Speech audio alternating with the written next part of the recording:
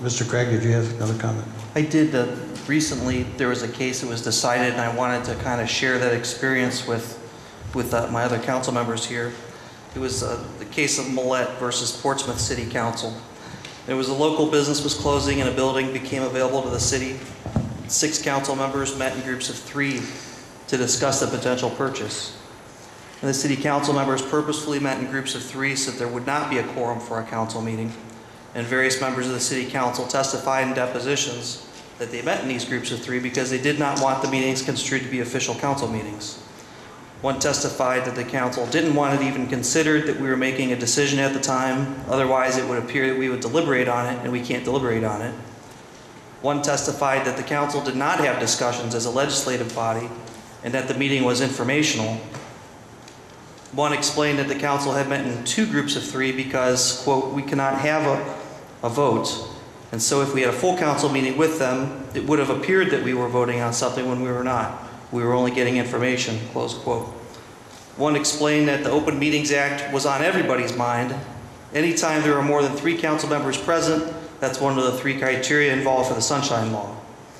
In his deposition testimony, that councilman explained that the members present only received information about the building, including its condition, price, and availability.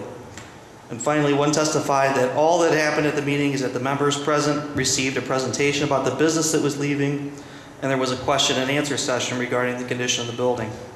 The trial court held that a violation had occurred of the Open Meetings Law, issued an injunction prohibiting the city council from holding private back-to-back meetings that, taken together, are attended by a majority of council members. The trial court also found that the city council members knew that their actions violated the Open Meetings Act and the city charter, and it awarded a $500 civil forfeiture and $18,317 in attorney's fees.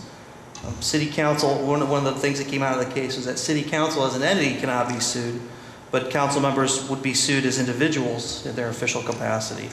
I know we had talked about having some Open Meeting Act training, and so I thought this was kind of, we haven't had that yet, but this is kind of pretty timely. It came out in November 2008, was just recently reported. According to the Ohio Attorney General, the Open Meetings Act is intended to be read broadly in favor of openness. By its language, the act is to be liberally construed to require public officials to take official action and to conduct all official business only in open meetings unless the subject matter is specifically accepted by law. The act mandates that all meetings of any public body be, quote, public meetings open to the public at all times, close quote, except as expressly provided in that provision or another provision of law. And also it requires that not only formal actions of public bodies, but also the deliberations preceding these actions take place in sessions open to the public. The Act says what constitutes a meeting. A meeting is defined as any prearranged gathering of a public body by a majority of its members to discuss public business. Discussion is defined as an exchange of words, comments, or ideas between members of the public body. And the Ohio Supreme Court said, regardless of what name is given for a gathering, whether you call it a work session, a study group, a retreat, if it meets this definition, it's a meeting. They held that a series of meetings, each with a minority of members of a public body, without giving proper notice, can constitute a Sunshine Law violation. And that was a case called Cincinnati Post versus Cincinnati, where they held that back-to-back prearranged discussions between city council members constitutes a majority. So you don't necessarily all have to be together at the same place, same time discussing an issue. So in summary, any action that's taken as a result of these types of meetings is a void action. An injunction could issue to prohibit meetings from taking place in private. And if the injunction issues, there's a mandatory civil fine of $500 plus an award of attorney's fees could be assessed. And those attorney's fees would only be reduced if the public body acted reasonably in believing that it was not violating the Sunshine Law and its conduct served a public purpose. Violating an injunction could result in removal from public office. So, you know, with that at stake, it's definitely important to keep these principles in mind and make sure that we're complying with the Open Meetings Act. Okay, thank you. Yes, Mr. Kirchner. I'd like to ask Mr. Schilling, whatever, I know we were talking about having a sunshine, or I got sunrise and sunshine, I know I'm mixed up here today. Sunshine discussed, and we had a couple of members interested, and I just wondered where that's standing right now.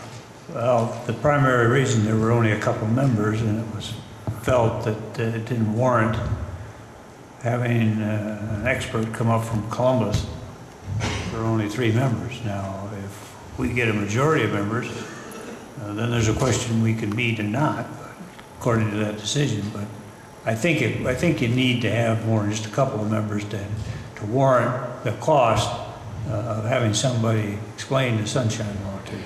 Well, I'd just like to urge all the council members to be interested in it. The question I have is, where are we violating the sunshine law? And I mean, that's my question. I mean, the only person that's even raising the issue is Mr. Craig. Well, I'm just asking, it's informative to inform council And members. I'll be glad to,